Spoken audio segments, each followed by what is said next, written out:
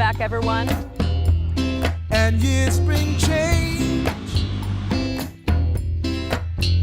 People grow, oh, and memories remain.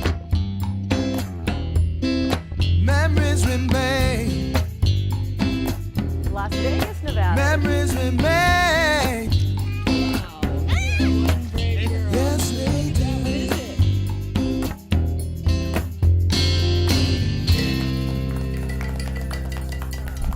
Hello and welcome to New Mexicast. Those delightful children you just saw were 3 of mine and 6 of my nieces and nephews who joined me at a hotel near Chicago for the inaugural Camp Tia Rosa. Basically, we spent a couple days with all of my nieces and nephews to give my sisters and my brother a break and to spend some time with some of our favorite kids. It was a wonderful trip, and now we are in Tucson, Arizona on our way to Mexico for a family vacation. Obviously a very busy time of year, but I managed to squeeze in an episode of New Mexicast. This one has 2 stories from one of my favorite communities in New Mexico. It is a delightful, unique artist colony called Taos. I'm Mira. I'm Jessie.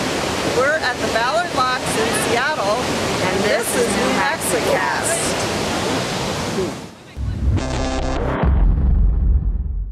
Those wonderful folks were my husband's cousins, Jesse and Mira Lieberman, on my family's trip to Seattle, Washington earlier this month. Now we are at my cousin's home, Nicole and Frank Potagil, in Wisconsin on Lake Winnebago. This month, my daughters and I have gone to Wisconsin, Washington, Michigan, and Illinois. And as wonderful as these travels are, and let's face it, this is wonderful, we always love going home to New Mexico. This week's story is a perfect example of why that is. When you think about New Mexico, there's a good chance the idea of a hot air balloon comes to mind because of Albuquerque's International Balloon Fiesta. Well, I recently had the chance to discover that it doesn't necessarily need to be hundreds of balloons filling the sky to have a memorable experience. All you need is one balloon and a very colorful pilot to have memories that can last a lifetime. This high-quality New Mexicast story is brought to you by... Where are we going? To the dentist. What's the name of the dentist? Is it Dr. Riachi? Yeah. For as long as my children have had teeth, and in fact long before my children ever existed, Dr. Galina Riachi has been our family dentist. Yep, we're gonna look in your mouth. You wanna do that? Well, have a seat with your And once you visit Dr. Riachi and her exceptional team at ABQ Dentists, you will understand why. Ready? Open big.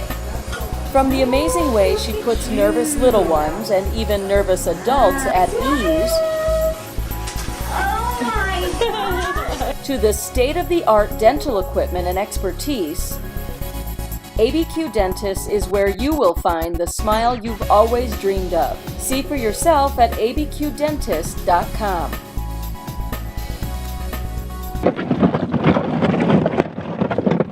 As the sun peeks over the Sangre de Cristo Mountains in Taos, New Mexico, a balloon crew breaks the early morning silence. 1, 2, 3. At this hour, before even the coffee shops are open, you'd think this Pueblo Balloon Company crew would be a humorless bunch. Okay, guys, hop in. But they're actually quite the opposite as they go about prepping the hot air balloon for liftoff. Oh, but you're so tall. Still, don't be fooled by their laid-back attitudes. There's a lot of work to be done here, starting with unpacking and filling the balloon. We're about to crank up these fans here and start what's called the cold inflation, where we actually pack the balloon full of air, cold air. And once it's packed full of cold air, then I'll crank up the burners there, throw the heat to it, and that'll stand it up. Y'all ready? Yeah.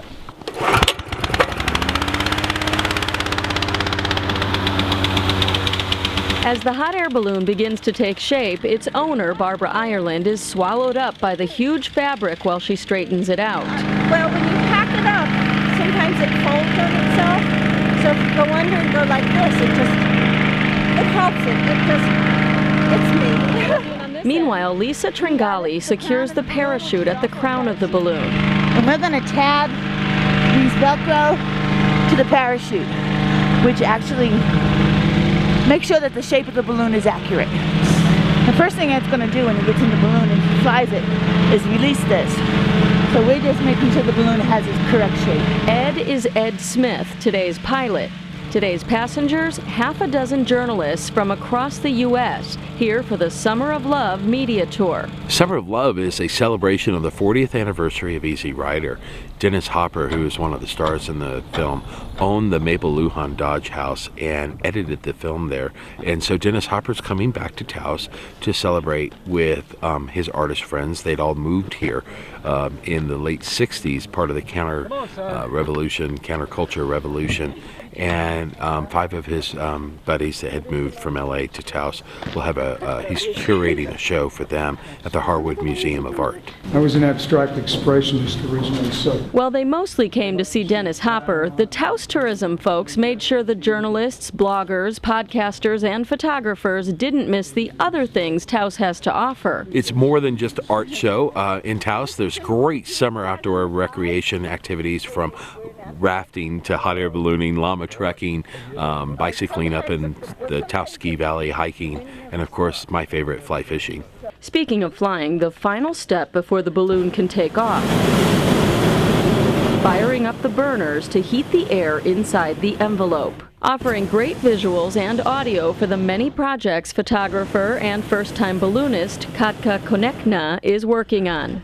I'm taking photos and I'm also taking video for an article for Talent in Motion about Taos, New Mexico, and basically this little quick adventure. And I'm also taking some visual footage for video art piece I'm doing for Hermitage in St. Petersburg in November. But the vibrant colors from the flames shooting up into the purple balloon may seem dull compared to the pictures she's about to get. As Ed Smith takes these 6 journalists and 2 very outnumbered civilians into northern New Mexico's skies, heading for the Rio Grande Gorge.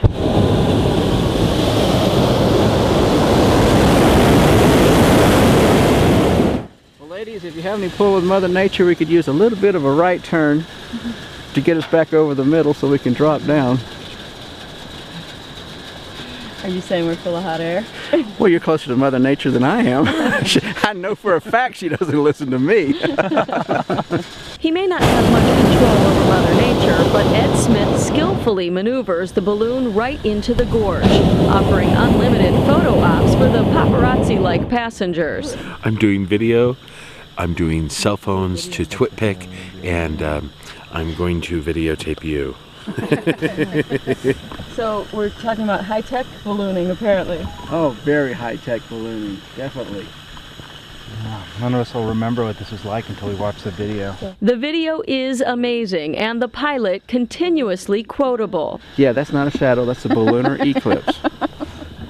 I got the best job in the state. I get high every morning and then drink champagne. I mean, You're right. you can't beat that. But it's not just one-liners. With Pueblo Balloon Company pilots like Ed Smith, you always get more than a stunning view. You get an education about everything from local folklore. And Arthur Manby was a notorious English gentleman. He came to Taos and he did a lot of nefarious things. Like he would seed gold mines and then sell shares of the gold mines, which of course were worthless. So in 1929 they found his head in one room and his body in another room of his estate. And after a very thorough investigation they ruled it a suicide. This is true story. To the value of a really lucky hand in poker. What kind of compensation you guys get for running the casino balloon? Actually, Barbara won this balloon in a poker game. Oh, really? Are you serious? Really? Yeah, the Fantasy Springs Casino out in California. This is their second one. And right after they had it built, they changed the logo, they changed their colors, and they changed their management. Oh. So they didn't fly the balloon anymore. Well, shut. But Barbara got in a poker game with the owner. That's why we call it 5-card stud. That's the game she was playing when she won it. He had a pair of aces and a pair of tens, and she had 3 queens. Wow. Oh, That nice. was the only bad part is she won't tell us what she had in the pot. All she'll say is that, well, it seemed like a good idea at the time. And in case Ed's stories aren't colorful enough for writers like Steve Kaplan from Talent in Motion magazine, You want to do a dip and drip? Ed Ed throws in a little dip and drip in the Rio Grande for good measure. A dip and drip is when you just go in a little bit. If you go in up to your knees, it's called a splash and dash. And if you go in up to your neck, it's called a really big mistake. Thankfully, there are no such mistakes today. They do need to be a little more serious. What did he say? We actually touched the water? Yeah, that's the plan. That's what somebody asked for. It wasn't me, I must have been somebody else. Just gently skimming the surface of the water and then floating back out of the gorge. The northeast is a lot more workable than the northwest, so I'm gonna go to the east side. Copy that, we'll go over to B007. Now, with enough photos and fodder to write a dozen articles, the basket full of journalists meets up with the chase crew on the ground. Well, my plan was to hit this big road over here because Dave told me we had a south on the surface, but actually we're going a little bit west, so we'll probably end up on this little skinny road over here. Remember that thing I said about Mother Nature? Like that girl. Yeah. Once this motley crew is back on solid ground, there's more work to be done. Okay. Everyone out? BCT's BCTs. What does that mean? Balloon compression technician.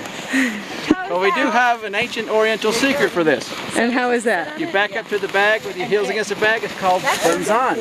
Buns on? Buns on. As everyone helps deflate her hot air balloon, owner Barbara Ireland takes a moment to address a wild rumor. So I understand you won this balloon in a what? Yes. Tell me about that. Oh no. Oh, come on. Well, he already told me about it. Oh, but is it true? Oh yes. That part's true. The part about not ever telling what I put up is also true. And we can't convince you to change your mind right now? Oh no. My mother might see this. She might. Finally, after the balloon is hoisted back into the van, there's just one more thing that needs to be lifted. Yeah, the champagne glass. The balloonist's champagne toast has been the perfect ending to perfect flights for more than 200 years. Yeah! It's going to be a wonderful landing tomorrow. Now see, tomorrow's landing will be windy if I don't catch the cork. It's an age-old tradition that today's passengers are happy to carry on. You'll raise your glasses, we have a little toast of ballooning. The winds have welcomed you with softness. The sun has blessed you with its warm hands. For you have flown so high and so well that God has joined you in your laughter and set you gently back into loving arms of Mother Earth. Here, here, cheers. In Taos, New Mexico, for New Mexicast, I'm Rosalinda Román. In that story, I mentioned that the reason I went to Taos was the Summer of Love media tour, and this is just the first story from that tour of Taos. So be sure to subscribe to New Mexicast either in iTunes or by email so you don't miss a moment of the fun. You can also follow me on Twitter or become a fan on Facebook. Thank you so much for supporting New Mexico's most enchanting video podcast. I'm Rosalinda Román. Coming up after the break, more on the Summer of Love media tour, including interviews and video with the late Dennis Hopper. That plus, of course, the bloopers and outtakes. Don't go away.